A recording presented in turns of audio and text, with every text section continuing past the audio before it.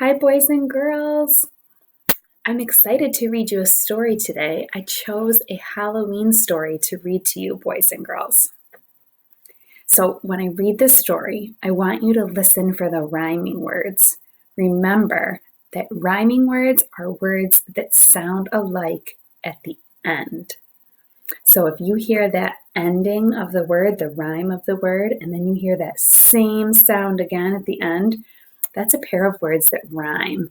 And this story has a whole bunch of rhyming words in it. After I read you the story, I'll explain the activity that you're going to be doing at home. So this is called The Runaway Pumpkin, and it is written by Kevin Lewis and illustrated by S.D. Schlindler. The Runaway Pumpkin. Once upon a hill, when the wind blew with a chill, wandered Buck and Billy Baxter with their baby sister Lil. And there upon that hillside, growing orange, fat, and fine, the budding Baxters found a pumpkin on a twisty, twirly vine. It was big and it was round, and the boys, their eyes agleam, gave a whoop, a yell, a holler. No finer pumpkin had they seen. And today was Halloween.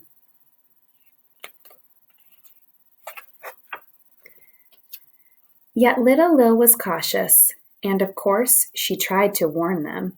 But her bumbling, big-head brothers snapped the pumpkin from its stem. And as she watched them roll it, at first real slow, but then much faster, little Lil looked down the hill, and she foresaw disaster. And she looks like, uh-oh. Oh my goodness. Round and round across the ground, making a thumpin', bumpin' sound, came that thumpity-bumpity, thumpin', bumpin', round and rolly, runaway pumpkin. A short way down the hillside, that zoomin' pumpkin caught the eye of mucking Mama Baxter, who thought of Granny's pumpkin pie. And if you look at her thinking bubble, she's like, yummy, pumpkin pie. Till it busted through her sty, round and round across the ground, making a thumpin', bumpin' sound, came the thumpity-bumpity, thumpin' bumpkin, round and rolly, runaway pumpkin. A bit farther down the hillside, just beyond the chicken coop, Grandpa Baxter saw that pumpkin and thought of Granny's pumpkin soup.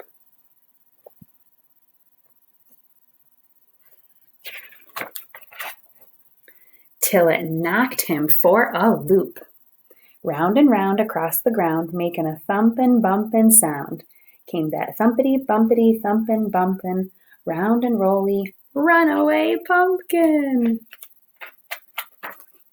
Now, at the bottom of that hillside, where the bounding pumpkin sped, Papa Baxter on his tractor thought of Granny's pumpkin bread. Turns out there's a lot of tasty treats you can make with pumpkin. Just like there's a lot of tasty treats you can make with apples. We talked a lot about that in the first couple weeks of school. But Papa Baxter used his head and quickly plowed a pumpkin bed. Here it comes. So, at the bottom of the hillside, fat and round upon the ground, that thumpin' bumpkin pumpkin plopped and didn't make another sound. And as pigs and hens and Baxters gathered round where Papa plowed, little Lil, she gathered Granny and pulled her through the waiting crowd. Buck and Billy looked really proud. So there's a rhyming word right there. Crowd, proud. They both have "oud" at the end.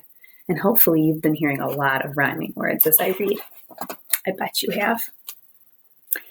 Then, thumpity-bumpity. There's two more. Thumpity-bumpity.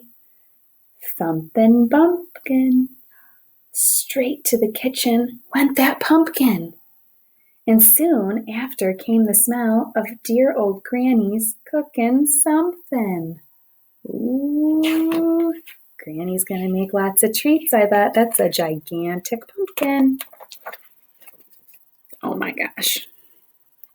Granny stirred and stewed and baked until the bright full moon rose up, and all those hungry Baxters sat themselves right down to sup. And at the center of the table, among the soup and bread and pie, sat a grinning jack-o'-lantern with a twinkle in its eye.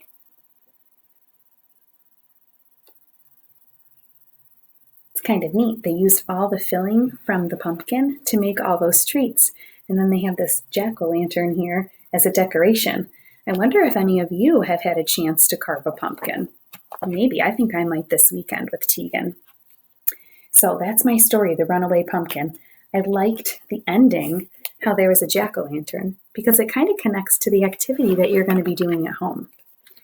So you should have in your folder from me this activity, this sheet of paper, and it says roll a pumpkin. And stapled to the back is the shell of a pumpkin here. So you're going to need a dice for this activity.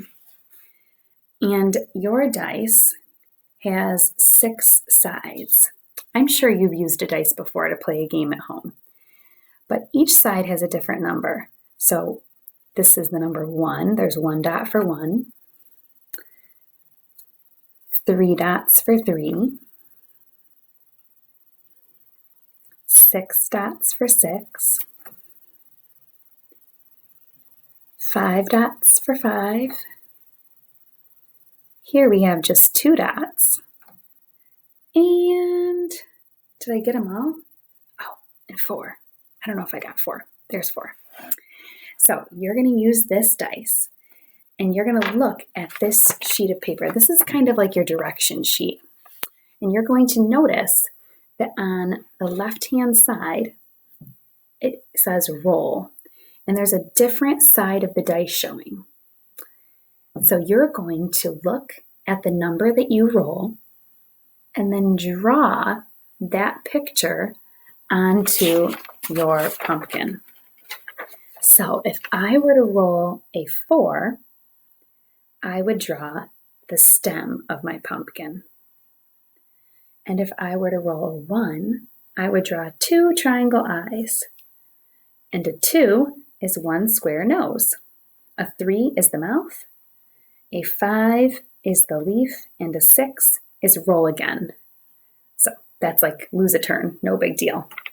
So if you want, you could tear this apart and you could place it into the plastic sleeve that I gave you that we have been using on Virtual Wednesday when you're like working with your Play-Doh or maybe your dry erase marker. So if you put this inside the plastic sleeve, you can use your dry erase marker and then you can play more than once. I don't have my sleeve, so I'm just going to draw right on this paper. Okay, so here's my dice. And I'm going to do shake, shake, and then drop it in front of me. And I got the number 3. So I grab my sheet here, my direction sheet, and this is just what you're going to do at home. And you're going to find the number 3. There it is. And that tells me to draw a jack-o'-lantern's mouth. And I don't care how you draw it. You can make it look like that, or you can make it look surprised, whatever you want.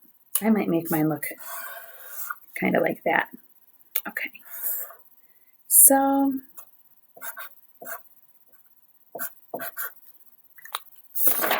I drew my mouth on my page. I'm going to roll 1 more. Oh my gosh, I got a 3 again. So that means roll again because I already have a mouth on my jack-o'-lantern. Yeah, there's a 6. Roll again. See? So on my paper it says 6. Roll again. This time I got a 2. And a 2 is the nose. So I'm going to go ahead and draw in the center of my pumpkin a square nose. And then I'll keep playing until my pumpkin is all filled up with the stem. Can't see where I'm pointing, with the stem and the leaf and the eyes. And then I could erase it and play again if I wanted. So I hope you guys enjoy this game and have fun making your pumpkins. And I hope you enjoyed my story too. Happy Halloween. Bye.